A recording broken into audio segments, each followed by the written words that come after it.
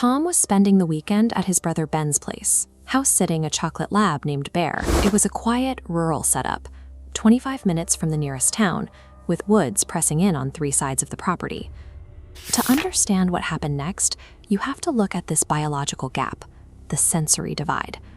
While our awareness is mostly limited to a narrow, forward-facing visual cone, a dog operates in a 360-degree radius of constant auditory and olfactory data.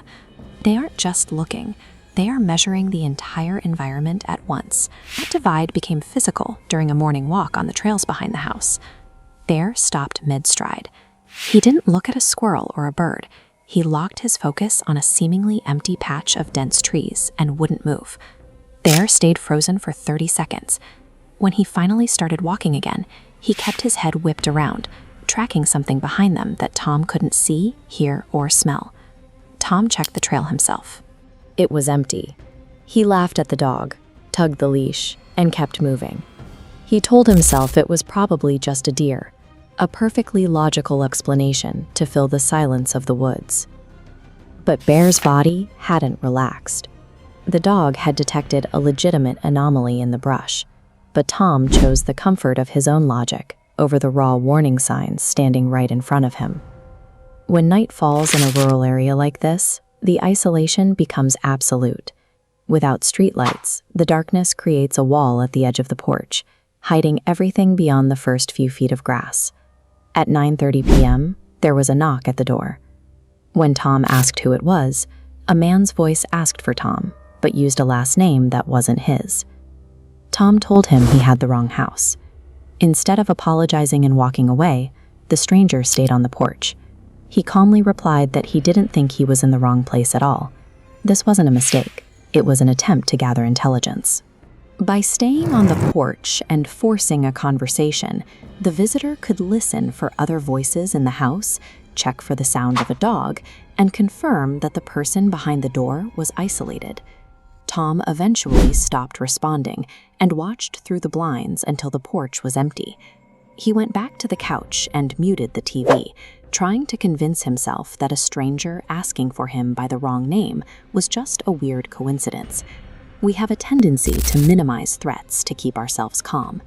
Tom sat back down and finished his show, essentially ignoring the fact that his security had just been tested. By 11 p.m., Bear was whining to go out. As Tom stepped onto the deck, he was standing in a 50-yard safety radius. Beyond that light, the woods become a total dark zone where visual tracking is impossible for a human. Bear didn't even make it to the grass. He froze, his growl rising into an aggressive bark aimed at the tree line. Then Tom saw it. A person blurred across the edge of the light, sprinting along the perimeter before disappearing into the trees. Panic took over. Bear lunged, the leash snapped out of Tom's hand, and the dog disappeared into the blackness of the woods, still barking. Tom followed him. He didn't grab a flashlight or his phone. He just ran into the trees to save the dog, quickly leaving the light of the house behind and entering a space where he was completely blind. Under the canopy, the sound changed. Tom stopped and the woods went quiet, except for the heavy crunch of leaves, not from Bear, but from 3 different directions. As Tom stood there, footsteps would move, then stop, then move again, slowly closing the distance. The trail walk, the knock at the door, and the runner in the yard weren't isolated events. They were stages. Tom had been drawn out of the house and into the dark, exactly where the people in the woods wanted him. Tom didn't wait to see who was circling him. He turned and sprinted back toward the glow of the deck, heart hammering, and didn't stop until he reached the door. Bear burst out of the trees a moment later, uninjured but transformed. He stood at the top of the deck steps, staring back into the woods and refusing to go back inside until the sun came up. The next morning, Ben came home. When Tom told him what happened, Ben went pale. He admitted that the exact same thing had happened to him a year ago. A runner at the tree line, Bear's reaction, and the same feeling of being watched. This revelation changed the nature of the threat. For at least a year, someone had been returning to these woods, surveying the house and learning the routines of whoever stayed there. Our desire to rationalize the world is a survival liability.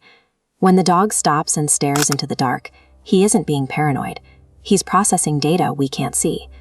We should probably start listening.